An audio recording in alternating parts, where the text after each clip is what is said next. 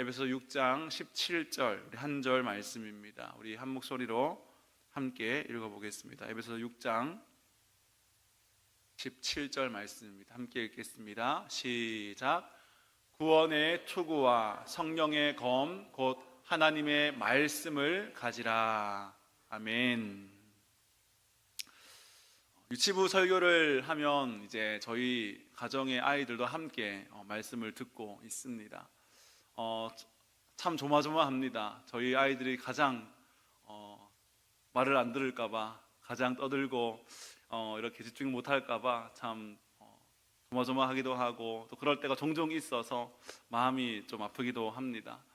그런데 몇 주 전이었습니다. 설교를 이렇게 하고 있는데 갑자기 저희 큰 아이가 이렇게 말하는 것입니다. 아빠는 집에서 그렇게 안 하면서 왜 여기서 그렇게 하라고 하냐고 이제 그 얘기를 듣는데 저는 모른 척 했습니다. 그런데 얼굴이 뜨거워지고 부끄러워지고 화끈화끈 거리는 그런 경험이 있었습니다. 아이들 다 알고 있는 것 같습니다.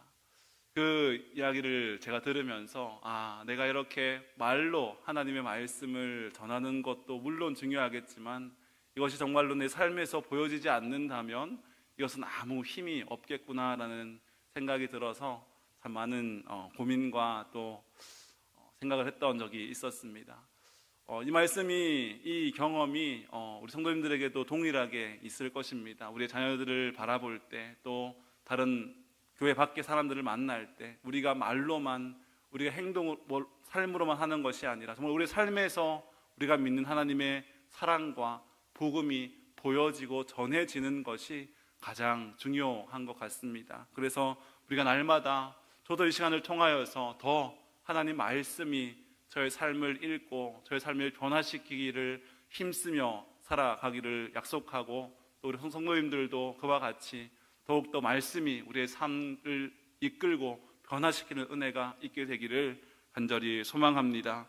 오늘 말씀은 하나님의 말씀을 가지라라는 제목으로 함께 말씀을 전하려고 합니다. 마지막 두 가지 전신갑주인데요.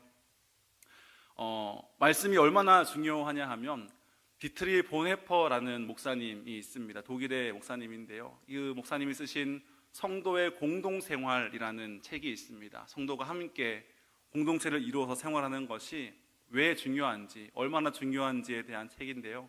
그 책에 보면 성도가 서로 교제하는 이유가 나와 있는데, 그것은 무엇이냐 하면 우리가 스스로 하나님의 말씀을 읽고 듣고 묵상할 수 없을 때 그것을 대신 전해줄 수 있는 자가 공동체다라고 그렇게 말씀하고 있습니다. 우리는 함께 모여서 잡담을 하거나 살아가는 이야기를 하는 것이 중요한 게 아니라 하나님의 말씀을 서로에게 들려주고 하나님의 뜻을 서로에게 알게 하는 것이 우리를 공동체로 부르신 이유다라고 그 목사님은 그렇게 설명하고 있는 것입니다. 그렇기 때문에 우리가 모일 때마다 더욱더 하나님의 말씀을, 하나님의 진리를 서로에게 더 이야기해주고 더 선포해주고 함께 나눌 수 있는 그런 귀한 공동체가 되기를 간절히 소망합니다.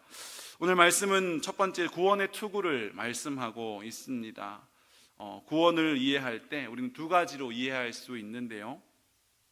단번에 우리의 구원이 이루어지는 측면과 또 오랜 과정을 통해서 이루어 가다가 우리가 주님 품에 안길 때 비로소 완성되는 두 가지 구원의 측면이 있습니다. 한 번에 얻어서 변함없이 그 구원의 효과가 지속되는 것을 칭의라고 합니다. 하나님이 우리를 의롭다고 여겨주신 것, 그것이 칭의이고요. 또 칭의를 받은 후에 이 땅에 사는 동안 계속해서 성숙해지고 더 성장해가는, 예수님을 닮아가는 과정을 가리켜서 성화라고 합니다. 우리가 하나님의 나라를 말할 때 하나님의 나라가 이미 임했지만 아직 임하지 않았다라는 그런 긴장 가운데 우리가 살고 있다라는 설명을 종종 들으셨을 것입니다. 구원도 이와 마찬가지입니다. 이미 우리는 의롭다 하심을 받았으나 아직 완성되지 않았고 점진적으로 성화되어 가다가 주님 품에 안기는 그날 우리의 모든 것이 완전하게 영화롭게 변화되는 것입니다. 그것이 바로 구원입니다. 그래서 빌립보서 2장 12절 말씀은 이렇게 말하고 있습니다. 한번 띄워주시겠습니까? 그러므로 나의 사랑하는 자들아, 너희가 나 있을 때뿐 아니라 더욱 지금 나 없을 때에도 항상 복종하여 두렵고 떨림으로 너희 구원을 이루라 라고 그렇게 말씀하고 있습니다. 우리는 칭의의 구원을 더 많이 알고 있습니다. 하나님이 우리를 의롭다고 선포하셨고, 그렇기 때문에 그 구원이 결코 흔들리지 않는다라고 우리는 그렇게 믿고 있습니다. 하지만 그것이 우리에게 가져다 주는 부작용은 무엇이냐 하면 우리의 삶이 도덕적으로 윤리적으로 많이 무너지게 되는 경우가 있다라고 하는 것이죠. 하지만 오늘 성경적인 구원은 칭의와 더불어서 성화를 함께 이야기하고 있습니다. 이 두 가지가 함께 어우러지는 것이 바로 성경적인 구원이라고 말씀하고 있는 것이죠. 오늘 이 구원의 투구가 상징하는 것은 칭의로서의 구원과 성화로서의 구원이 우리를 원수의 공격으로부터 지켜주는 아주 중요한 갑주라고 설명하고 있는 것입니다. 왜 그럴까요? 우리는 살아가면서 내가 과연 구원을 받았을까? 내가 과연 진짜 하나님의 자녀가 맞을까라는 그러한 고민을 하게 되는 때가 있습니다. 청년들과 이렇게 훈련을 하다 보면 구원의 확신을 갖게 하는 그러한 파트가 있는데요. 그러한 파트를 지금까지 우리가 어떻게 구원을 얻었고 그 구원이 우리에게 달려있는 것이 아니라 하나님께서 우리를 위해서 이미 이루신 일로 인하여서 우리는 구원받은 하나님의 자녀가 되었다라는 사실을 그렇게 가르쳐주고 선포했음에도 불구하고 당신은 이제 구원받았습니까? 당신은 하나님의 자녀입니까? 당신 안에 성령님이 계십니까? 라는 질문을 던지면 잘 모르겠습니다, 내지는 아닙니다라는 고백을 하고 여전히 하고 있는 모습을 볼 때가 있습니다. 왜 그럴까요? 말씀은 우리가 구원받은 자녀요, 말씀은 우리가 하나님의 백성이라고 선포하고 있지만 내가 나를 봤을 때 도무지 내 모습이 하나님의 자녀다운 모습이 아니기 때문일 것입니다. 우리도 그렇습니다. 예수님을 믿으며 산다고 했지만 결정적인 순간에 하나님이 아닌 내가 더 중요하게 여겨질 때가 있습니다. 결정적인 순간에 거룩함이 아니라 나의 편안함과 나의 유익을 더 추구하는 나의 모습을 볼 때가 있습니다. 아직 성숙하지 못한 모습들 때문에 가까운 사람들에게 상처를 주기도 하고 또 실망감을 안겨주기도 하는 것입니다. 변한 줄 알았던 내 모습이 여전히 그대로라는 것을 보고 나 자신을 향해서 실망할 때 우리는 과연 내가 정말로 구원을 받았을까? 내가 정말로 하나님의 자녀일까? 라는 그러한 고민에 빠지게 되는 것입니다. 그러나 오늘 하나님의 구원이 우리의 투구가 되어서 영적인 생명을 보호한다고 그렇게 말씀은 우리에게 말씀하고 있습니다. 하나님의 구원은 결코 흔들리지 아니하고 하나님의 구원은 우리의 투구가 되어서 우리의 머리를 튼튼하게 보호하는 투구처럼 우리의 생명을 흔들리지 않도록 지켜주는 하나님의 구원이 우리를 지켜주신다고 그렇게 말씀하고 있는 것입니다. 로마서 8장 39절 말씀에 이렇게 말씀하고 있습니다. 높음이나 깊음이나 다른 어떤 피조물이라도 우리를 우리 주 그리스도 예수 안에 있는 하나님의 사랑에서 끊을 수 없으리라 라고 고백하고 있습니다. 이것이 바로 구원의 투구가 우리에게 씌워져 있을 때 우리는 결코 흔들릴 수 없는 구원 가운데 있다라고 말씀하고 있는 것입니다. 이것을 가리켜서 성도의 견인이라는 교리라고 설명합니다. 한번 구원받은 성도는 결코 그 구원을 잃지 않는다라는 교리입니다. 한번 받은 구원이 영원히 유효한 이유는 구원이 우리의 노력이 아니라 하나님의 선택에 의한 것이기 때문입니다. 하나님은 구원하실 자를 선택함에 있어서 실수하지 않으십니다. 그리고 한 번 선택하신 것은 번복하는 일이 없습니다.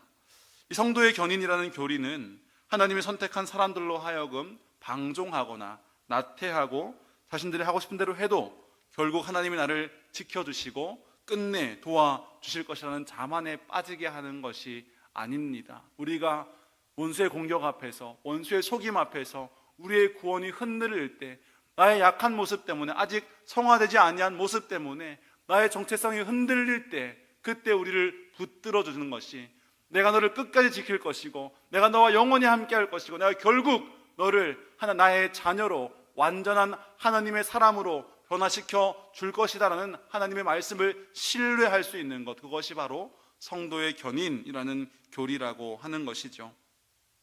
그래서 투구가 사람에게 있어서 가장 중요한 머리와 뇌를 보호하는 것처럼 구원의 투구는 구원받은 성도의 생명을 영원히 지키고 붙들어주는 하나님의 전신 갑주가 된다라고 우리에게 말씀하고 있습니다. 원수는 우리를 공격합니다. 구원받지 못할 것이라고 우리를 속입니다. 그래서 우리는 신앙생활 가운데 기쁨을 빼앗길 때가 너무나 많습니다. 우리는 기뻐하는 것이 신앙생활의 본질이 되어야 하는데 기쁘지 않습니다. 왜입니까? 더 많이 해야 할 것 같고, 더 많이 일을 해야 할 것 같고, 구원받기 위해 더 많이 노력해야 할 것 같기 때문입니다. 내가 부족한 모습이 어디 있진 않을까? 항상 경계하며 나의 구원이 빼앗길까 두려워합니다. 하지만 이 구원의 투구를 우리가 붙들고 나아갈 때 우리는 그 모든 두려움에서 벗어나서 기쁨으로 하나님께 나아갈 수 있다는 것을 믿을 수 있기를 간절히 소망합니다. 왜냐하면 복음은 주님께서 우리를 구원하시기 위해 이미 모든 일을 이루셨다라고 선포하고 있기 때문입니다. 그래서 우리가 기쁨으로 신앙생활을 할 수 있는 유일한 이유는 하나님께서 우리를 구원하셨다라고 하는 그 사실 때문임을 믿으시기 바랍니다. 그리고 아직 우리의 모습은 연약하지만, 부족하지만 하나님께서 우리를 영화롭게 하실 것이고 결국에 우리를 완성시키실 것이고 우리를 하나님을 닮은 모습으로, 예수 그리스도를 닮은 모습으로 변화시킬 것임을 믿고 소망하며 살아갈 때 우리는 기쁨 가운데 살아갈 수 있습니다. 지금 우리의 모습을 보면, 지금 나의 모습을 보면 내가 과연 하나님께 인정받을 만한가? 라는 그러한 질문에 빠지게 되지만 하나님은 우리를 선택하셨고 우리를 점점 변화시켜 가시고 새롭게 해 가신다라고 말씀하고 있는 것입니다. 옛날 찬송 중에 복음성가 중에 He's changing me라는 찬양이 있습니다. 우리를 변화시켜 주실 주님에 대한 고백인데요, 때론 느리지만 완전하게 우리를 변화시켜 주신다라는 그러한 찬양의 가사가 있습니다. 그 가사처럼 우리는 조금씩 변화되어 가고 있습니다. 하나님은 우리에게 시간이라는 것을 허락하셔서 그 시간을 통하여서 우리를 조금씩 변화시키시고 성장시키시고 우리를 새롭게 빚어가시고 다듬어 가시는 중이라고 말씀하고 있습니다. 그렇기 때문에 우리가 그 원수의 공격 앞에, 원수의 속임 앞에 흔들리지 아니하고 하나님이 나를 구원하셨다, 하나님의 구원은 반드시 이루어질 것이다 라고 우리가 선포하면서 기쁨으로 나아갈 수 있는 여러분 될 수 있기를 간절히 소망합니다. 두 번째, 마지막 우리 전신갑주는 바로 성령의 검, 하나님의 말씀을 가지라 라는 말씀입니다. 이 성령과 말씀이 연결되어 있는데요, 디모데후서 3장 16절 말씀을 보면 이렇게 말씀하고 있습니다. 모든 성경은 하나님의 감동으로 된 것으로 라고 말씀하고 있습니다. 또 데살로니가 말씀에도 보면 모든 예언은 성령의 감동하심으로 되었다라고 말씀하고 있는 걸 보면 이 성령과 말씀을 연결할 때 이 연관성은 성령님께서 이 모든 성경 말씀의 저자가 되신다, 성령께서 이 모든 말씀을 기록하셨다라고 볼 수 있는 것입니다. 그리고 이 성령의 검은 6가지 전진 갑주 중에 유일하게 공격할 수 있는 무기입니다. 이 말씀이라고 할 때 헬라어에는 말씀이 두 가지 단어가 있는데요, 첫 번째는 로고스와 두 번째는 레마입니다. 로고스는 무엇이냐 하면 하나님의 선포된 말씀입니다. 요한복음 1장 1절에 태초에 말씀이 계시니라, 그 말씀은 로고스라는 단어를 말하고 있습니다. 하나님께서 우리를 향하여서 선포한 하나님의 말씀, 그것은 로고스입니다. 그렇다면 레마는 무엇이냐 하면 그 선포된 말씀이 우리의 개개인의 삶 가운데 의미 있게 다가와서 그것이 우리에게 이 땅을 살아갈 힘이 되고 이 땅을 살아갈 능력이 되고 원수마귀를 대적할 수 있는 무기가 될 때 그 말씀을 가리켜서 레마의 말씀이라고 말하고 있는 것입니다.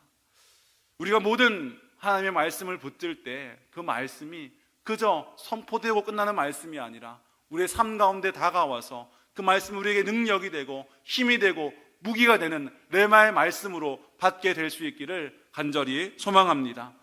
마태복음 4장 말씀을 보면 예수님께서 사탄의 시험을 말씀으로 이기신 장면이 등장하고 있습니다. 거기에서 첫 번째 예수님의 대답에 사람이 떡으로만 살 것이 아니요 하나님의 입으로부터 나오는 모든 말씀으로 살 것이라 라고 말씀하고 있는데요, 이 말씀은 구약 신명기 말씀을 인용한 것입니다. 그런데 그 신명기에는 이것이 로고스일 테지만 예수님은 이것을 가지고 사탄의 공격을 이기고 있기 때문에 여기서는 레마라는 단어를 사용하고 있습니다. 주님도 사탄의 공격이 있을 때, 원수의 시험이 있을 때 그것을 하나님의 말씀으로 이기고 있다라고 하는 것입니다. 그렇기 때문에 선포된 로고스의 말씀을 레마로 받아들일 수 있어야 합니다. 이 마태복음 4장 말씀을 보면 우리가 말씀, 레마의 말씀을 가지고 원수를 이겨야 할 세 가지 예가 등장하고 있는데요, 첫 번째 시험은 무엇이냐 하면 금식을 마치신 예수님께 돌을 가지고 떡을 만들라라고 그렇게 말합니다. 하지만 예수님은 떡으로만 살 것이 아니라 말씀으로 산다라고 말씀하고 있죠. 이것은 무슨 의미냐 하면 원수는 때로는 우리에게 삶의 우선순위를 뒤바꾸기를 유혹합니다.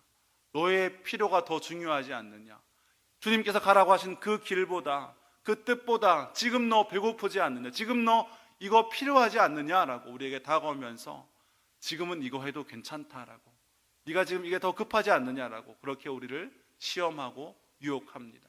하지만 그때 우리는 하나님의 말씀으로 우리의 필요가 아니라, 우리의 어떤 원함이 아니라 하나님의 뜻을 이루는 그 자리로 나아가야 할 때 우리는 말씀을 가지고 승리해야 한다라고 마태복음 4장 말씀에 그렇게 말씀하고 있습니다. 두 번째 시험은 무엇이냐 하면 높은 곳으로 올라가서 한번 뛰어내려 봐라 라고 그렇게 말하죠. 네가 뛰어내린다면 하나님께서 너를 받으실 것이다 라고 그렇게 말합니다. 하지만 주님께서는 너의 하나님을 시험하지 말라라고 하시면서 하나님을 의심하는, 하나님이 과연 나와 함께 하시는지, 하나님이 정말로 나를 지키시는지, 정말로 나를 붙드시고 있는지를 시험할 것이 아니라 하나님께서 나와 함께 하신다고 약속하셨기 때문에 그 약속의 말씀을 믿고 붙들고 나아가야 한다는 것을 말씀하고 있는 것입니다. 세 번째는 무엇이냐 하면 나에게 경배하면 세상 모든 권세를 주겠다라고 말하고 있습니다. 하지만 주님은 주 하나님만 섬길 것이니라 라고 그렇게 말씀하셨죠. 세 번째 시험은 무엇이냐 하면 사탄은 우리에게 넓은 길과 쉬운 길을 선택하라고 말합니다. 주님은 지금 하나님의 일을 감당하기 위해서 십자가의 길을 걸어가야 하는데요, 그 십자가의 길을 걸어가는 도중에 너의 배고픔, 너의 필요를 더 돌보아야 한다고, 또 네가 어려움에 빠졌을 때 혹 너를 지키시나 안 지키시나 주님을 시험해보라고, 그리고 온 세상을 다스리는 그 권세를 얻는 길이 쉬운 길도 있다고, 나에게 경배하면 이 모든 권세를 다 줄 테니까 나에게 경배해보라고, 이 쉬운 길을 가라고 그렇게 우리를 유혹합니다. 하지만 주님은 그 모든 유혹을 다 뿌리치고 십자가의 길을 가고 있습니다. 말씀으로 그것을 승리하는 것입니다. 우리에게 성령의 능력이, 말씀의 능력이 필요한 때는 언제냐 하면 우리가 바로 예수님처럼 십자가의 길을 가려고 할 그때 우리에게 진정 말씀의 능력이 필요한 줄로 믿을 수 있기를 바랍니다. 우리가 그 길을 가지 않는다면 아마도 우리에게는 성령의 능력이나 말씀의 능력이 필요하지 않을 것입니다. 그냥 살아도 사라지는 것이 우리의 삶이기 때문입니다. 하지만 우리가 하나님을 위해서 위대한 일을 시도할 때, 하나님의 뜻을 이루기 위해서 우리가 삶을 드릴 때, 그때 우리에게 필요한 것은 말씀의 능력이요 성령의 능력인 줄로 믿을 수 있기를 간절히 소망합니다. 그렇기 때문에 우리가 그 능력을 얻기 원한다면 우리의 삶을 그저 흘러가는 대로 두는 것이 아니라 십자가의 길 가운데로, 하나님께서 원하시는 그 길 가운데로 우리의 삶을 드릴 때, 그때 우리에게 말씀으로 그들을 승리하고 성령의 능력으로 그들을 승리할 수 있는 능력을 우리에게 부어 주실 줄로 믿을 수 있기를 간절히 소망합니다. 그래서 우리가 히브리서 4장 12절 말씀 함께 암송했죠. 마지막으로 한 번 더 읽어보겠습니다. 4장 12절 말씀 함께 읽겠습니다. 시작. 하나님의 말씀은 살아있고 활력이 있어 좌우에 날선 어떤 검보다도 예리하여 혼과 영과 및 관절과 골수를 찔러 쪼개기까지 하며 또 마음의 생각과 뜻을 판단하나니. 아멘. 여기서 혼과 영과 관절과 골수와 마음과 생각과 뜻은 누구의 것일까요? 내 옆에 있는 사람의 것이 아니라 바로 나의 영과 나의 혼과 나의 골수와 나의 마음과 생각과 뜻을 판단하는 것이 하나님의 말씀이 되어야 하는 것입니다. 왜 그렇습니까? 내가 하나님의 길을 갈 때, 내가 십자가의 길을 갈 때, 그때 하나님의 말씀이 나를 통과해서 나를 더욱더 하나님의 뜻에 합당한 사람으로, 나를 하나님의 뜻을 이룰 수 있는 사람으로 변화시켜 가는 것이 하나님 말씀의 능력이기 때문입니다. 하지만 우리는 그 말씀을 가지고 다른 사람을 더 판단하거나 다른 사람을 더 재보기를 좋아할 때가 있습니다. 하지만 결코 그 말씀은 남을 위한 것이 아니라 내가 하나님의 뜻을 따라 십자가의 길을 걸어가려고 할 때 그때 나를 새롭게 하고 나를 변화시키고 나를 승리케 하는 말씀인 줄로 믿으시기를 간절히 소망합니다. 오늘의 말씀을 통하여서 우리가 다시 한번 결단한다면 우리가 이 전신갑주를 들고 나아가는 이유는 하나님의 뜻을 이루는 사람들로, 하나님의 일을 하는 사람들로, 온 세상으로 하여금 하나님만이 참 하나님이심을, 예수 그리스도만이 참 구주이심을 세상 가운데 보여줄 수 있는 하나님의 사람으로 살아갈 때에 필요한 전신갑주라고 말씀하고 있습니다. 우리의 삶은 과연 무엇을 위해 나아가고 있습니까? 정말 예수님께서 그 십자가의 길을 걷기 위해서 사탄의 모든 유혹을 뿌리치고 나아갈 때 성령의 능력과 말씀의 능력으로 이기셨던 것처럼 우리도 예수님처럼 그 길을 따라갈 때 주님께서 우리에게 성령의 능력과 말씀의 능력을 부어주실 줄로 믿습니다. 우리가 함께 그 길을 따라서 승리로 나아가는 여러분 될 수 있기를 간절히 소망합니다. 기도하겠습니다. 하나님 아버지 감사합니다. 우리에게 하나님의 전신갑주를 말씀하시면서 우리가 이 땅을 살아갈 때 주의 뜻을 이루기 위하여서 십자가의 길을 따라 나아갈 때 주님께서 우리에게 힘이 되시고 능력이 되시고 승리가 되어주신다고 말씀하시니 참으로 감사합니다. 특별히 하나님의 말씀을 붙들고 모든 사탄의 시험을 이기며 승리할 수 있는 저들 되게 하셔서 우리 삶을 통하여서 하나님의 나라가 세워지게 하시고 주의 뜻이 이루어질 수 있도록 우리를 사용하여 주시옵소서. 예수님의 이름으로 기도드리옵나이다. 아멘.